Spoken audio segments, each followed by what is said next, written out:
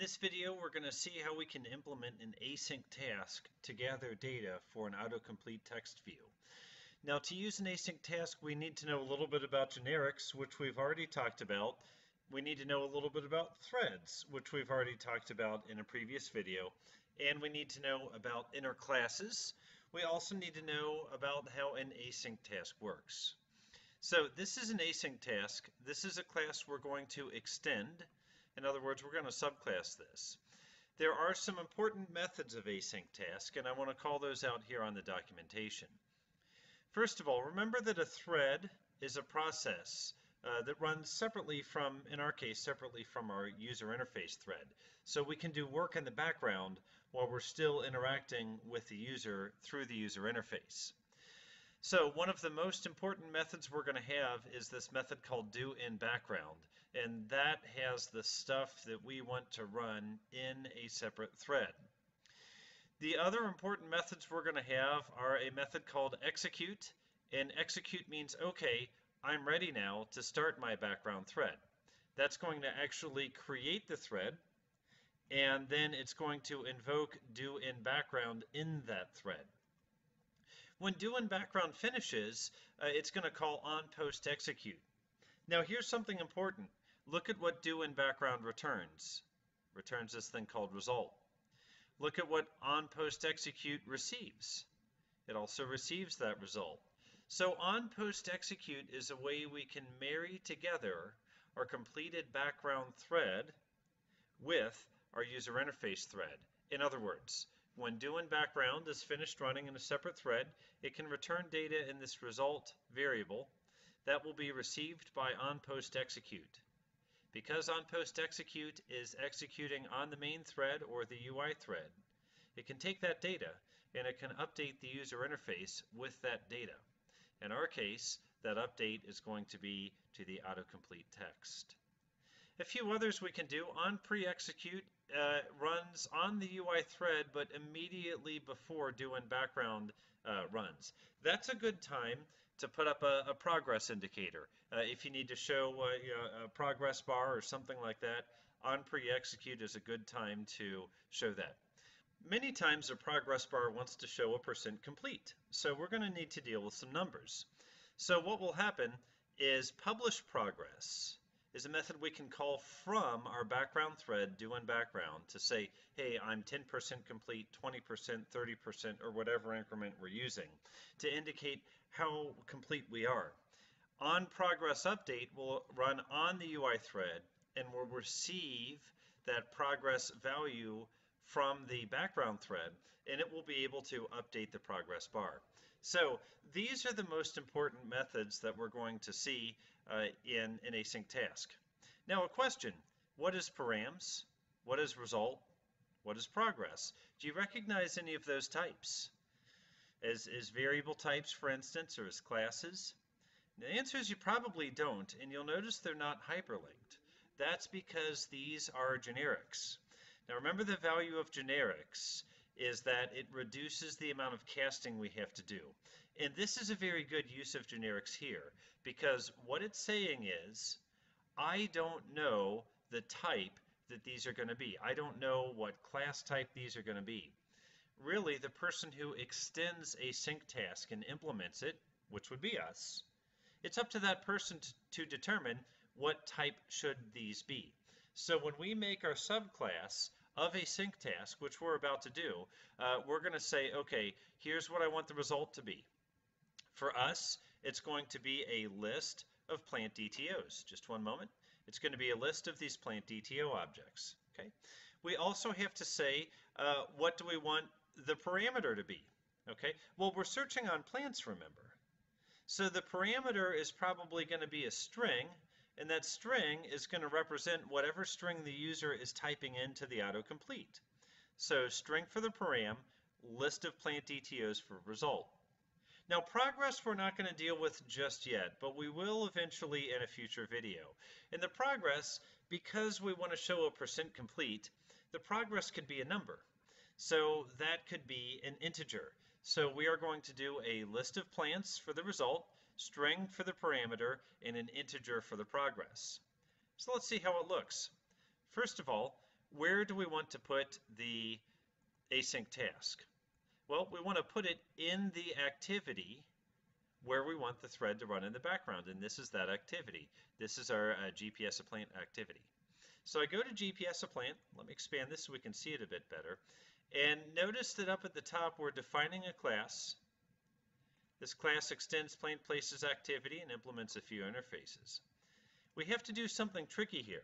We have to put a class within a class, or in other words, an inner class. What I mean by that is look at the closed curly here, and you see the light blue bar comes up, and it tells us that this is the boundary of the GPS plant class, the activity that represents the screen we're looking at. An inner class has to go within this blue area that's highlighted on the left, but it cannot be, well, in our case at least, it cannot be within a method, which is the smaller blue area when I click on one of these curlies here that represents the method. So be very careful of that. If you see a bunch of closed curlies together, make sure that you are making a difference between the closed curly for a method and the closed curly for the class itself. We want it to be within the class, but not within a method. So I'm going to add a few lines here. And let me scroll up just a bit so we can take a look at this together. And what I'm going to do in these lines is I'm simply going to say class plant task extends async task. Okay. Now I could do open curly, close curly here, but it's probably going to get mad at me. Okay, it says cannot resolve symbol async task. So enter to fix that. Import class, that's fine. Okay, now it's mad at me again because it tells me, okay, well I have to create some methods. But hold on just a second. Let's go ahead and specify those generic identifiers.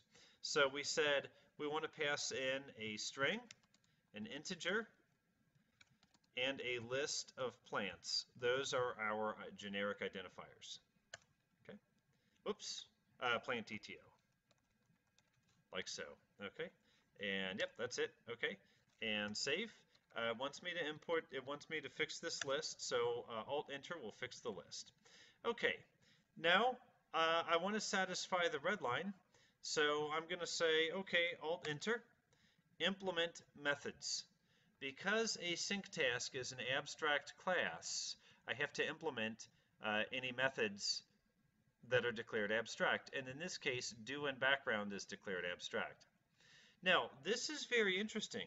If you look closely, you'll see what happened. And actually, I need to move this up. I think I had my cursor in the wrong place. Whoops, Control-Z. If you look closely, you'll see that so I'll tell you what, why don't we just do that again? And watch closely what happens as I Alt-Enter. And I say implement methods. Okay. Now, take a look. It automatically generated this method for me. But here's the interesting part.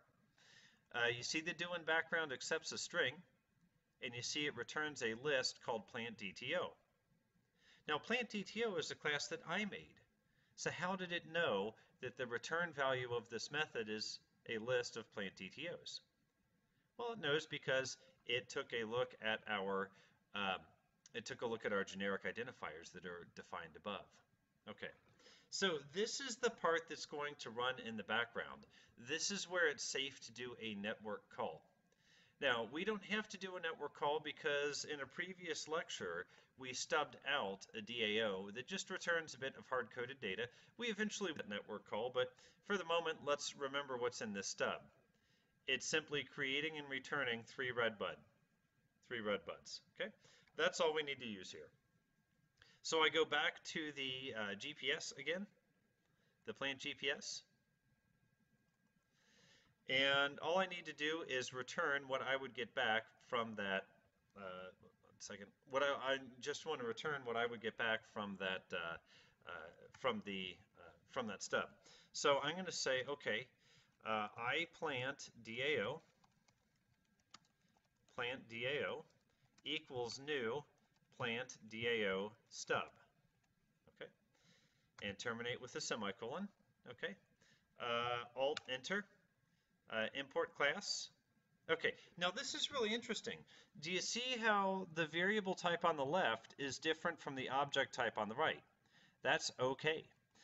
Plant DAO, iPlantDAO is an interface. I held Control H there to see the hierarchy. An interface that is implemented by two different classes.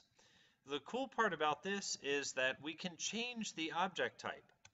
So right now we don't really have a PlantDAO because that's the implementation class that's going to access the network. Well, we haven't done that yet. But you see, we could swap in that PlantDAO when it's ready, or we can use the PlantDAO stub when it's not ready.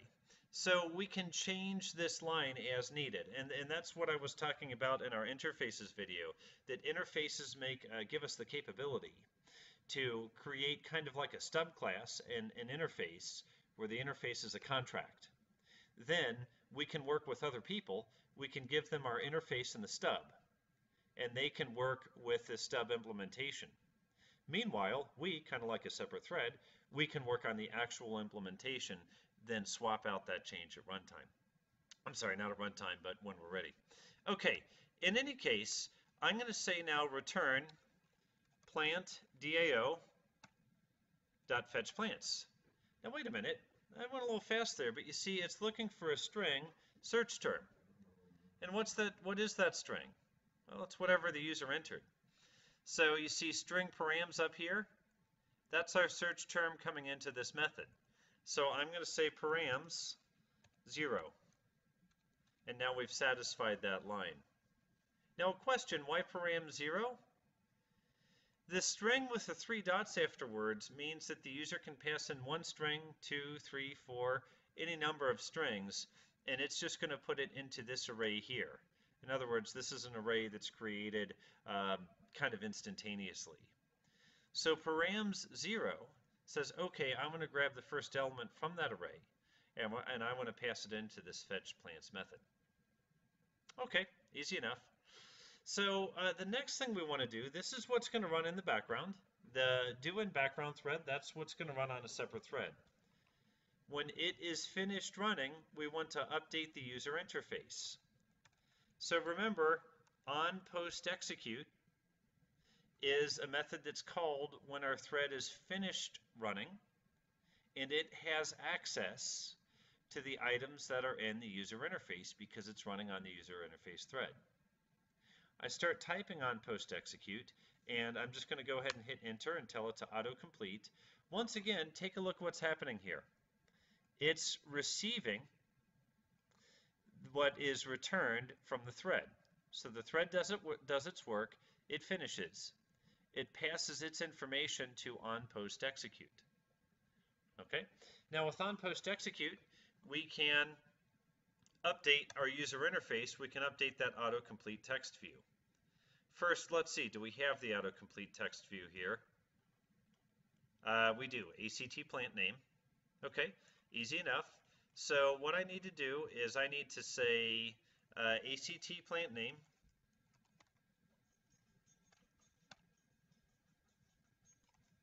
dot set adapter. Okay, now I need to make this thing called an adapter. An adapter takes a collection of data and puts it in a state where it can be shown by the user interface. So what does it need for that?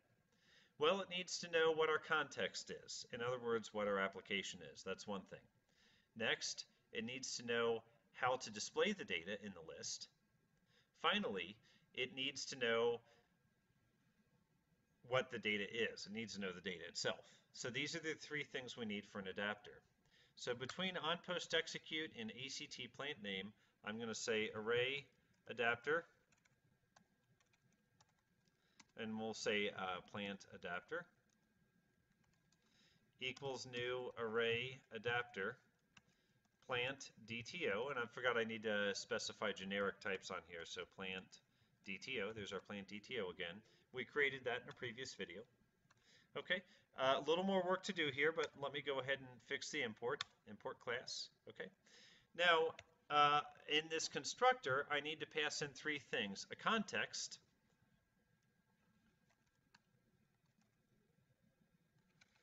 that's a little bit tricky. I'm going to need to say GPS, GPS a plant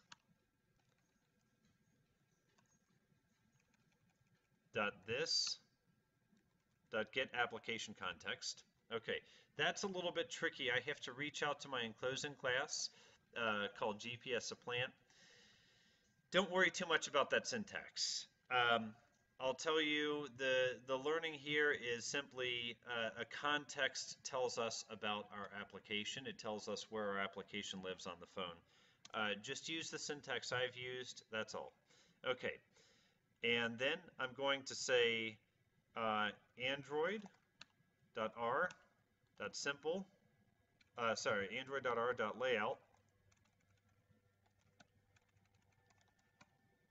simple, list item 1.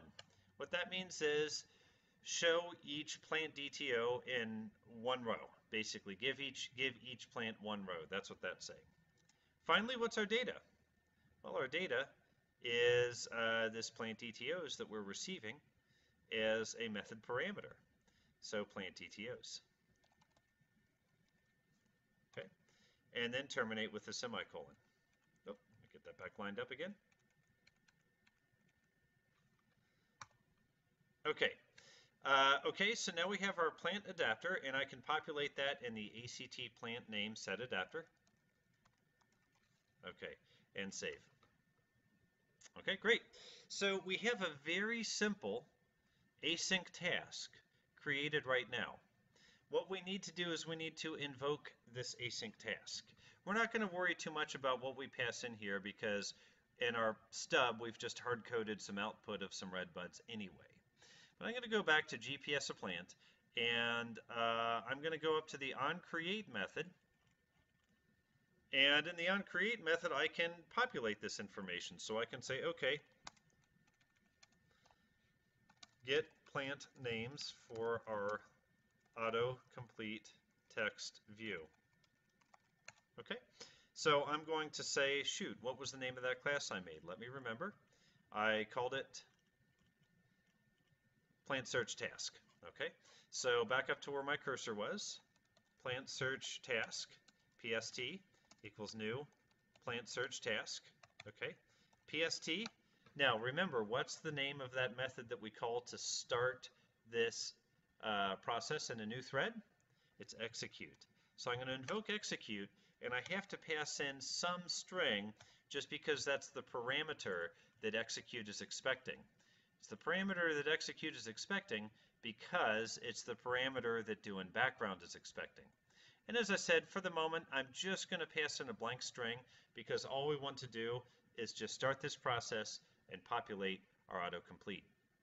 So I'll save, and now what I'm going to do is I'm going to start the debugger, and we will take a look and see how it looks. Now, unfortunately, the default layout shows essentially a white on white in this theme. So I had to darken the background a little bit off camera.